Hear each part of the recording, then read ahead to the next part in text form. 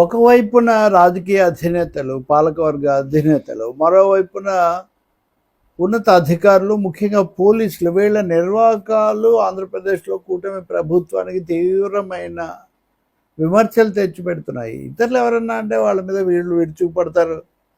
గత ప్రభుత్వంలో జరిగిన వాటిని విమర్శించడం, చర్యలు తీసుకోవడంలో తప్పు లేదు. కానీ ఈ ప్రభుత్వంలో జరిగిన వాటి గురించి ఏమేమి మాట్లాడకుండా ఎంతసేపు గతం గురించి చెప్పటము, లేకపోతే భవిష్యత్తులో వాళ్ళు వస్తారని చెప్పడం ఎలా కుదురుతుంది?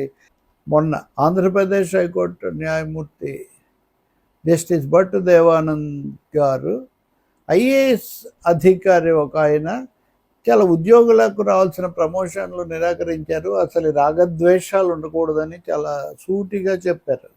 అసలు నన్ను అధికారం ఉండే తొలగించేవాడిని, అలా సిఫార్సు చేసేవాడిని అని. ఇప్పుడు అంతకంటే ఇంకా ఒక అలాంటిదే తీవ్రమైన విషయం పోలీసుల విషయంలో వచ్చింది.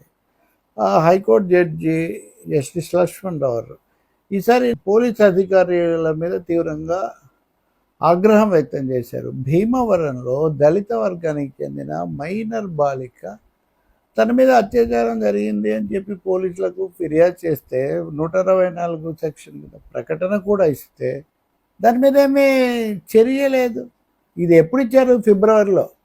ఇప్పుడు ఏప్రిల్, ఫిబ్రవరిలో ఇచ్చిన ఫిర్యాదు పోస్కో చట్టము, దళిత మైనర్ బాలిక అయినా కానీ ఏమీ లేదు. లేకపోగా అమ్మాయి ఏదో రాజకీయ ఒత్తిడికి గురై ఇలా ఫిర్యాదు ఇస్తుంది, అక్కడ అటువంటివి ఏం జరగలేదు.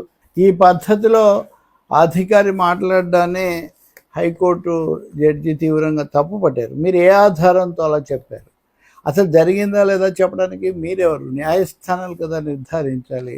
మీకు చట్టం అంటే లెక్కలేదా? ఇలా చెప్పడానికి మీకు అసలు సిగ్గు అనిపించడం లేదని కూడా అది నిజంగా ఇంత తీవ్ర పరిభాష ఉపయోగించింది ఆ భీమవరం డిఎస్పి రఘు మీద.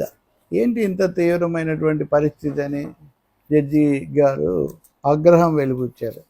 ఈ జస్టిస్ రఘువీర విష్ణు ఇంత మాట మీరు ఎలా అన్నారు? అసలు ఆ అమ్మాయి ప్రకటన కూడా చేస్తే దాని మీద దర్యాప్తు జరపాలి, కోర్టుకు రావాలి. మీకు మీరే రాజకీయం అని చెప్తే పోస్కో చట్టం ఏమైంది, ఇదంతా ఏమైంది?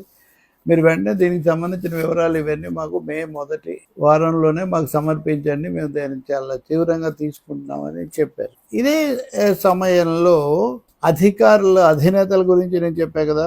కళ్యాణదుర్గం శాసనసభ్యుడు తెలుగుదేశం సురేంద్రబాబు చాలా మీడియాలో ఈ విషయాన్ని నమోదు చేసిన, నివేదించిన, రిపోర్ట్ చేసినా కూడా ఆయన ఏ పార్టీయో చెప్పరు. అంటే ఒక పార్టీ అయితే మేము చెప్తాం, ఇంకో పార్టీ అయితే చెప్పము. ఆయన టోల్ గేట్ దగ్గర తీవ్రమైన నానాయాగి చేశారు, బీభత్సం సృష్టించారు, టోల్ గేట్ సిబ్బందిని అపహరించుకుపోయారు, ఇలాంటి ఫిర్యాదులు వచ్చాయి. లేదన్నారని మళ్ళీ కొంతమంది పెడుతున్నారు.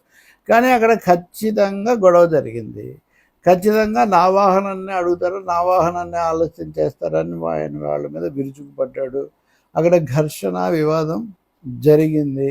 గతంలో కూడా ఇలాంటి ఉదంతాలు మరీ ముఖ్యంగా టోల్ గేట్ల దగ్గరే మనం చూసాం. ఇవి కాకుండా ఇతరత్రా కూడా పోలీస్ స్టేషన్లలోకి వెళ్ళి ఆత్మహత్యా ప్రయత్నాలు చేసుకుంటామని బెదిరించడము, మేము చెప్పినవి ఎందుకు చేయటం లేదని ఆరోపించటము, అసలు ప్రభుత్వం మీదే ప్రకటనలు చేయటము, ఇవన్నీ మనం చూస్తున్నాం. ఇవి చేస్తుంటే ఇంక ఇతర ఫిర్యాదులు, లీకులు వీటన్నిటిని పక్కన పెడదాం. ఇవన్నీ జరుగుతుంటే ఎందుకు స్పందించట్లేదు? కాబట్టి మొన్నేమో ఐఏఎస్, ఇప్పుడేమో డిఎస్పి, మరోవైపున కూటమి శాసనసభ్యుడు, మరోవైపున అనేక ఆరోపణలకు గురవుతున్న వాళ్ళు వీళ్ళ మీద చర్యలు ఎందుకు తీసుకోవట్లేదు?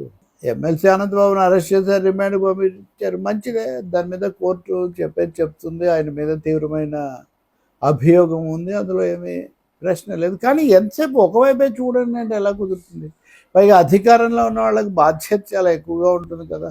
మిగతా విషయాలు పక్కన పెడదాం. ఇప్పుడు అమరావతిలో వరుసగా 3 అగ్ని ప్రమాదాలు జరిగాయి, సిట్ వేశారు. ఏం తేల్చారు? ఎవరు దీని వెనక ఉన్నారు? కాబట్టి దారుణమైన పరిస్థితులు. మహిళల మీద, మరీ ముఖ్యంగా చిన్న అమ్మాయిల మీద కూడా అత్యాచారాలు, ప్రేమ పేరుతో కొంతమంది చంపడాలు, కుటుంబాల్లో చంపడాలు ఘోరంగా జరిగిపోతున్నాయి. అనేక సార్లు రాజకీయ నాయకుల పేర్లు బయటకు వస్తున్నాయి. నిన్న నేను చెప్పాను, వాళ్ళ హనీ ట్రాప్ అనేది వేశారు అని కూడా అన్ని మీడియాలు నివేదించాయి. హనీ ట్రాప్ నిజం, పోలీసులే చెప్తూ ఉన్నారు. అనంతపురం జిల్లాలోనే దానికి సంబంధించి ఆ ఇద్దరిని కూడా రాజేష్ అని, తర్వాత రంగమ్మ అని వాళ్ళ పేర్లు కూడా చెప్పారు. వాళ్ళు ఎవరి అనుచరులు అనే సమస్య ఉంది, కానీ మహిళల పట్ల వ్యవహరించడం విషయంలో ఏం లేదు. అప్పుడు ఖచ్చితంగా ఈ విషయాలను తీవ్రంగా తీసుకోవాలి. లేకపోతే ఇవి కూటమి ప్రతిష్టకు, కూటమి విశ్వసనీయతకు, పరిపాలనా దక్షత, ప్రతిస్పందనకు కూడా ఒక కళంకంగా మారుతాయి.